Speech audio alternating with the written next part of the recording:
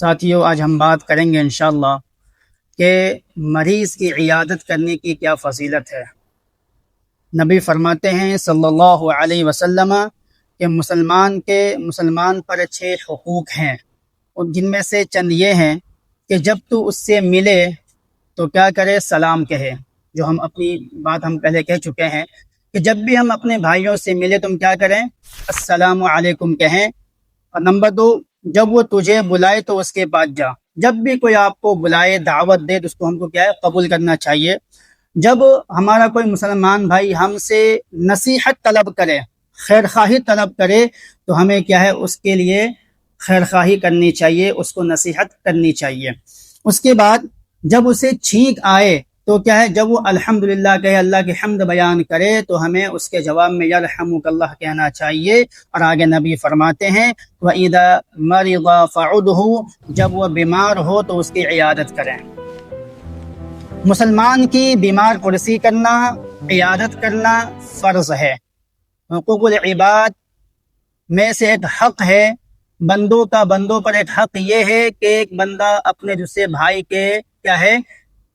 حقوق ادا کرے۔ اس میں سے کیا ہے کہ جب وہ بیمار ہو تو اس کی کیا؟ بیمار پرسی کرے، یہ فرض ہے۔ نبی فرماتے ہیں صلی اللہ علیہ وسلم اطعم الجائع وعود المریض وفک العانی، بھوکے کو کھانا کھلاؤ، بھوکے کو کھانا کھلاؤ۔ یہ اسلام کتنا پیارا دین ہے۔ اگر اسلام کی، نبی کی تمام باتوں پر ہم عمل کریں تو سماج میں، معاشرے میں کوئی غریب بھوکا نہیں سو سکتا، کوئی یتیم بھوکا نہیں سو سکتا، کوئی مسکین اپنے بچوں کو بھوکا نہیں سونے دے گا۔ کب؟ جب ہم اپنے معاشرے کو مکمل دینی معاشرہ بنانے کی کوشش کریں گے تو اس کا فائدہ یہ ہوگا کہ ہمارے معاشرے میں جو غریب ہے، جو مسکین ہیں، یتیم ہیں، جو بیوہ ہیں، ان کے یہاں بھی کیا ہے؟ اس حدیث کے مطابق اطعم الجائع، کیا ہے؟ تم بھوکی کو کھانا کھلاؤ، وعود المریض، اور مریض کی عیادت کرو، وفک العانی، اور قیدی کو آزاد کرو۔ اب دیکھیں کہ اسلام میں ایک مریض کی عیادت کی کیا فضیلت ہے، کیا مقام ہے، کیا مرتبہ ہے۔ آپ کو حدیث سناتا ہوں۔ نبی فرماتے ہیں صلی اللہ علیہ وسلم ان المسلم اذا عاد اخاہ المسلم لم يزل فی مخرمۃ الجنہ حتی یرجع، یقیناً جب مسلمان اپنے مسلمان بھائی کی عیادت کرتا ہے، بیمار پرسی کرتا ہے، تو واپسی تک جنت کے باغیچے میں رہتا ہے۔ اب دیکھیں، یہ محسوس کرنے والی چیز ہے۔ جب بھی ہم کسی مسلمان کی بیمار پرسی کرنے جاتے ہیں، وہاں لالچ کچھ بھی نہیں ہوتا، صرف ایک ہی لالچ کہ اللہ رب العالمین راضی ہو جائے۔ اگر آپ نے کوئی ایسی بیمار پرسی کی ہے، اگر آپ نے کسی اپنے مسلمان بھائی کی ایسی عیادت کی ہے جس میں صرف لالچ اللہ کی رضا ہو، تو آپ دیکھیں گے کہ آپ کو ایک الگ سے ایک سکون حاصل ہوتا ہے، وہاں بیٹھنے میں اچھا لگتا ہے، آپ کو بھی اچھا محسوس ہوتا ہے، سامنے والے کو بھی اچھا محسوس ہوتا ہے۔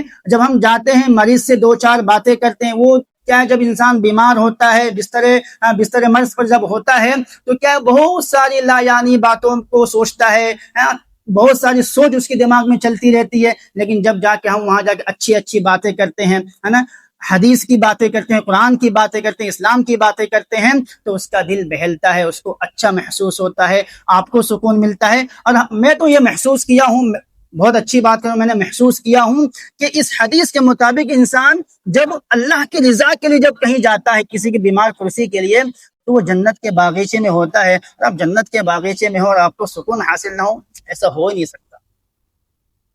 اب اللہ رب العالمین کے جنت کے باغیچے میں ہے، اللہ کے جنت میں ہے، اور آپ کو سکون حاصل نہ ہو، آپ کے دل کو قرار نہ ملے، آپ کے دل کو سکون نہ ملے، نہیں ہو سکتا۔ کب؟ جب آپ کا مقصد صرف اللہ رب العالمین کی رضا ہو۔ لیکن اگر دنیا کے مفاد کے لیے کہ ہم جائیں گے تو نام ہوگا، اور یہ ہوگا، وہ ہوگا، جب ہم بھی بیمار ہوں گے تو وہ بھی آئے گا، اور ایسا ہوگا، ویسا ہوگا، تو وہاں تو مفاد پرستی آ گئی، مطلب پرستی آ گئی، وہاں سکون نہیں، وہاں کچھ اور آپ کو مل جائے گا، بھلے سکون تو نہیں مل سکتا۔ اور آپ دیکھیں نبی فرماتے ہیں، دوسری حدیث ہے صلی اللہ علیہ وسلم من عاد مریضا، نادى مناد من السماء طبت وطاب ممشاك وتبوأت من الجنة منزلا. بہت پیاری حدیث ہے. جو مریض کی عیادت کرتا ہے، بیمار پرسی کرتا ہے، تو آسمان سے ایک منادی یعنی ایک اعلان کرنے والا اعلان کرتا ہے کہ تو خوش ہو جا، تیرا عیادت کی غرض سے چلنا بہت اچھا ہے اور تو نے جنت میں اپنے واسطے ایک گھر بنا لیا. یہ سب حدیثیں ہمیں پتہ نہیں ہے، اس لیے کیا ہے، اول تو اگر ہم جاتے ہیں تو یہ سب حدیث ہمیں پتہ ہی نہیں ہے، تو ہمیں وہ جو ہمیں خوشی ہونی چاہیے کہ ہم اللہ کے جنت میں بیٹھنے کے لیے جا رہے ہیں، گھومنے کے لیے جا رہے ہیں، اور آسمان سے کوئی منادی لگا رہا ہے کہ تو خوش ہو جاتا ہے، چلنا بہت اچھا ہے اور تو اپنے واسطے جنت میں گھر بنا رہا ہے، یہ سب حدیثیں ہمیں پتہ ہی نہیں ہے. اول تو ہم جاتے ہی نہیں ہیں، اگر جاتے تو ہمیں ایسا کچھ پتہ ہوتا نہیں ہے. اور ایک آخری حدیث سنیں، بہت پیاری حدیث آ رہی ہے. نبی فرماتے ہیں صلی اللہ علیہ وسلم: ما من مسلم يعود مسلما غدوة الا صلى عليه 70,000 ملك حتى يمسي، وإن عاده عشية الا صلى عليه 70,000 ملك حتى يصبح وكان له خريف في الجنة. ہر جگہ جنت کا وعدہ ہے، ہر جگہ جنت کے الفاظ آئیں گے. آپ دیکھیے، جب کوئی مسلمان اپنے کسی بھائی کی عیادت کے غرض سے اپنے مسلمان بھائی کے پاس بیٹھتا ہے، جاتا ہے، اگر وہ صبح کو عیادت کرنے کے لیے جاتا ہے، بیمار پرسی کرنے کے لیے جاتا ہے، تو شام تک، اگر آپ صبح میں گئے ہیں تو شام تک آپ کے حق میں 70,000 فرشتے، 70,000 فرشتے آپ کے حق میں مغفرت کی دعا کرتے ہیں آپ کے لیے. اگر آپ شام کو جاتے ہیں تو شام سے لے کے صبح تک 70,000 فرشتے، اللہ رب العالمین کے نورانی مخلوق، اللہ کے فرشتے آپ کے حق میں مغفرت کی دعا کرتے ہیں. اللہ، یہ چھوٹا موٹا عمل نہیں، بہت پیارا عمل ہے.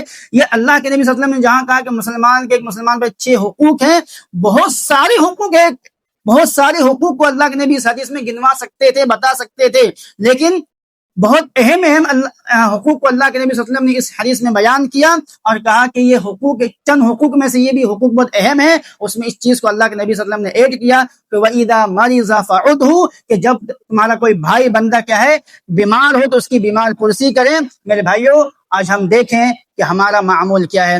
ہمیں پتہ چلتا ہے کہ ہمارا دوست، ہمارا یار، ہمارا بھائی، ہماری بہن، ہمارے خاندان والے، ہمارے رشتہ دار کیا ہے، محلے والے، سماج والے بیمار ہیں، لیکن ہمیں توفیق نہیں ملتی ہے اپنی مصروفیت میں سے کچھ وقت نکالنے کا، اپنے شڈول میں سے کوئی وقت نکالنے کا کہ ہم جا کے اپنے بھائی کی عیادت کریں.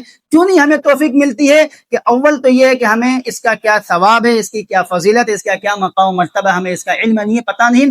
مجھے امید ہے انشاءاللہ رب العالمین کہ آج سے جو ہم لوگ یہاں بیٹھے ہیں اور جہاں تک میری آواز پہنچے گی، انشاءاللہ جو لوگ بھی یہ باتیں سنیں گے اس پہ، تو انشاءاللہ مجھے اللہ سے امید ہے کہ اب ہم اپنے بھائی کی بیمار پرسی کرنے کے لیے جائیں گے، اس کا جذبہ اور اس کا مسئلہ پورا الگ ہوگا انشاءاللہ.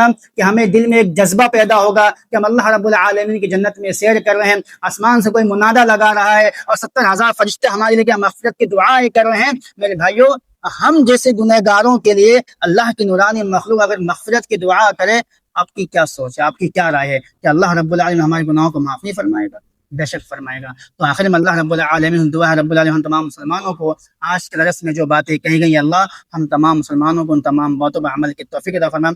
آمین. والسلام علیکم ورحمۃ اللہ وبرکاتہ.